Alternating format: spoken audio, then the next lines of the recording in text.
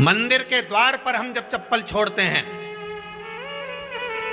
जिस मंदिर की चौखट पर चप्पल छोड़ी है, आप जितनी देर आराधना में लगे रहते हैं उतनी देर तक आपकी चप्पल पर जितने लोग लांग कर जाते हैं, जितने लोग लांग कर प्रवेश करते हैं, उसका भी दुख आपके भाग्य में आता चले जाता है। ध्यान दीजिएगा।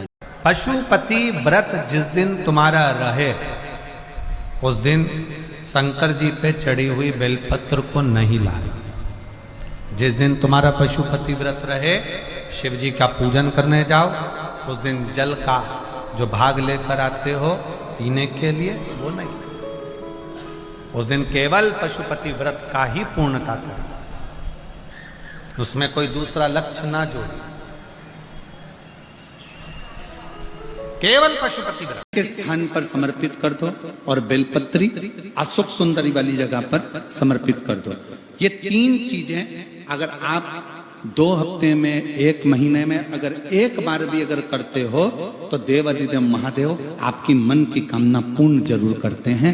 पूजा करते समय भूल कर भी ना करें ये 3 गलतियां, नहीं तो घर में आएगी दरिद्रता और कर्ज में होगी वृद्धि। जानने से पहले जो भी भक्त महादेव को दिल से मानते हैं वे वीडियो को लाइक करके कमेंट में हर हर महादेव जरूर लिखें। नंबर 4, पूजा के दौरान धूप, दीप और अगरबत्ती जलाने के बाद इन्हें कभी भी फूंक मारकर नहीं बुझाना चाहिए। ऐसा करने से लक्ष्मी घर से दूर चली जाती है। नंबर 3, पूजा के दौरान कभी भी जलते दिए से दूसरे दिए अथवा अगरबत्ती को ना जलाएं, इससे भारी मात्रा में कर्ज वृद्धि होती है। नंबर 2, घर में पूजा की शुरुआत हमेशा गणेश की फोटो अथवा मूर्ति के सामने से ही करना चाहिए, क्योंकि गणेश जी को ही प्रथम पूज्य देवता माना जाता है। नंबर 1, दीपक को कभी भी जमीन पर रखकर ना जलाएं। ऐसा करने से धन की बर्बादी के साथ साथ घर में नकारात्मक ऊर्जा फैलती है। मैंने तो डेरा तेरे दर पे डाला, ये दुनिया जले तो जले, नाथ मेरे संग रहना।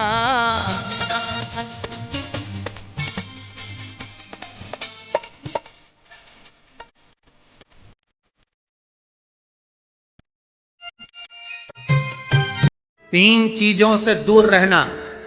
दूसरे की 3 चीजें हमारे पास नहीं आना चाहिए। पांव की चप्पल, जूता, दूसरे नंबर पर छाता, तीसरे नंबर पर मांग का टीका।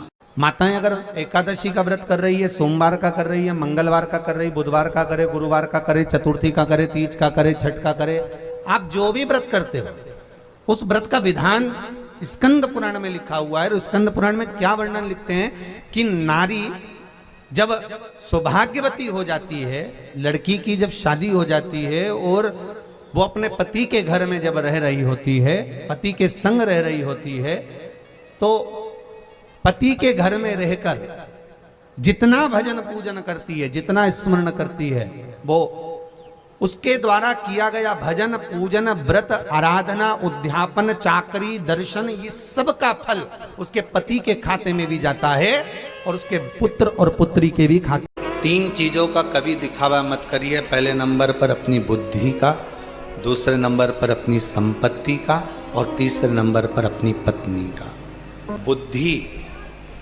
संपत्ति और पत्नी, इन 3 का भी कभी दिखावा नहीं होता। मंदिर जाने से दुख नहीं कट रहा। दुख कैसे कट रहा है? मंत्र जपने से, नाम जपने से, राम कहने से, कृष्ण कहने से, शिव कहने से, भवानी कहने से।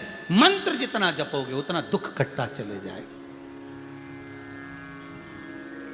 उतना दुख। जब कोई कपास की बाती का निर्माण करता है, कपास की बाती को बनाता है, उसमें जितने कपास के रुए होते हैं, वो एक एक रुए जब जुड़ते हैं और घी में लगकर जिस देवता के सामने लगते हैं, जिसने बाती का निर्माण करा है, उसको 1000 अश्वमेध यज्ञ के बराबर फल प्राप्त हो जाता है।